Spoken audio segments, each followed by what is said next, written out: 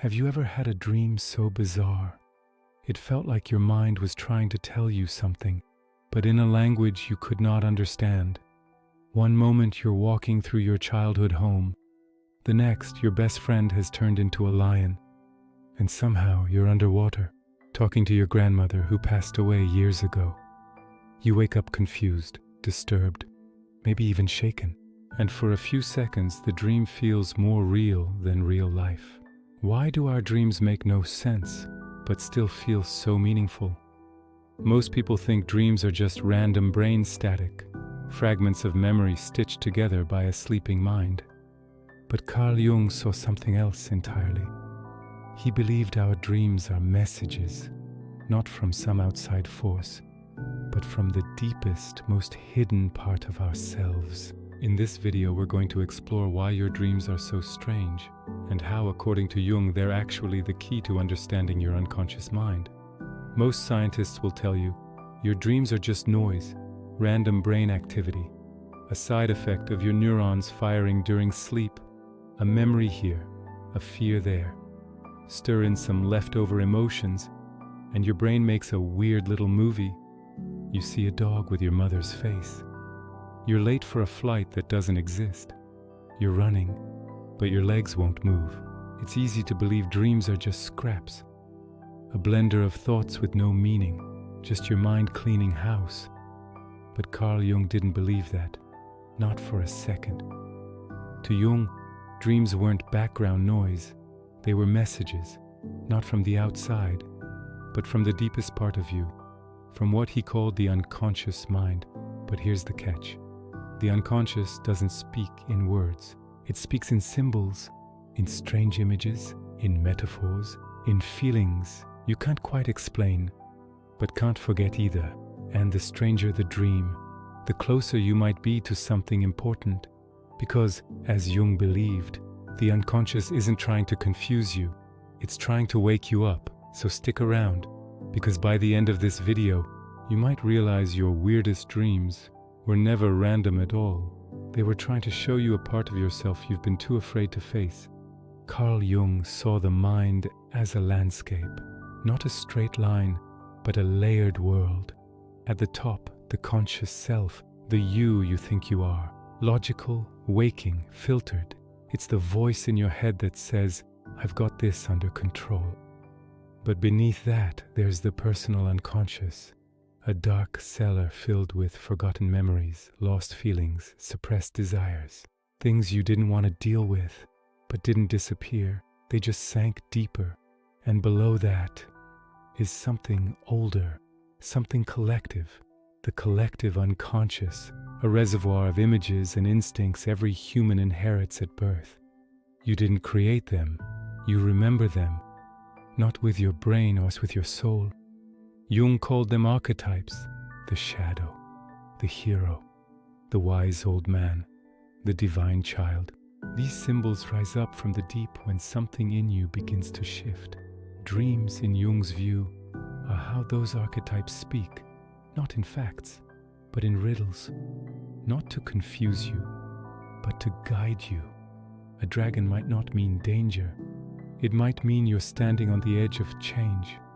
A dying bird might not be fear.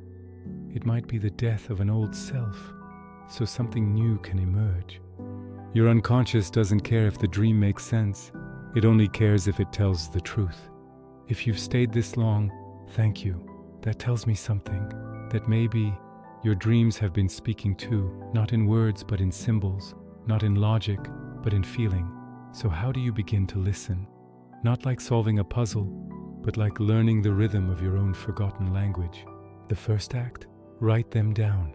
Your unconscious doesn't repeat itself, and a dream that shakes you at sunrise might vanish by sunset. We often wake with the sense something mattered, but within days it's gone.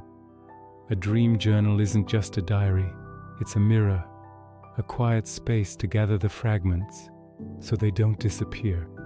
Over time, you'll start to notice patterns, recurring places, faces, symbols, and they're not random. They are yours. So once you've written the dream down, what next?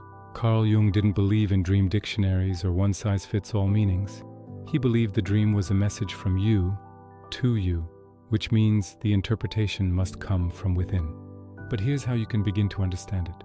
Step 1. Sit with the emotion. Before you analyze anything, ask, how did the dream make me feel? Was there fear, awe, longing, peace? Jung believed that emotion is the key to the symbol. It's the soul's reaction. Step 2. Identify the symbols. Write down the key elements: people, places, objects, animals, colors. Don't Google them. Ask, what does this symbol mean to me personally? Jung called this the subjective approach, because a snake in your dream might be your fear, or your wisdom trying to awaken. Step 3. Ask, why now? Jung said dreams reflect the current state of your psyche. So ask, why did I have this dream at this moment in my life? What inner conflict or shift might it be responding to? The dream often points to something the conscious mind is ignoring. Step 4. Look for the archetypes. Archetypes are ancient images that live in all of us. The shadow, the hero, the anima, the wise old man. If a figure feels strangely powerful, strange, or familiar, it might be an archetype rising from your collective unconscious. Jung believed these appear when transformation is near. Step 5. Let the dream work on you. Jung often said the point is not to solve the dream, but to be changed by it. Sit with it, revisit it, dialogue with the figures in your journal. Ask them questions. What do you want from me? What part of myself do you represent? Dreams are alive. They're not riddles to solve. They're inner truths waiting to be heard. Jung believed that listening to your dreams is the beginning of becoming whole.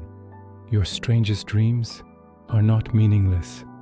They are messages from the deepest part of you, showing you what your waking mind refuses to see. Jung didn't study dreams to analyze them. He studied them because they saved him. In the darkest chapter of his life, his dreams didn't destroy him. They rebuilt him from the inside out. Because once you understand the language of your unconscious, you don't just interpret dreams, you start healing through them. And maybe that's the real reason they come at night, not to scare you, but to remind you that there is still something deep inside you, alive and trying to reach you. If this stirred something in you, I'd love to hear it. Drop a thought, a dream, or just a word in the comments. I read everyone. And if you want more storytelling like this, just whisper back with a like. Until then, sleep well and listen closely.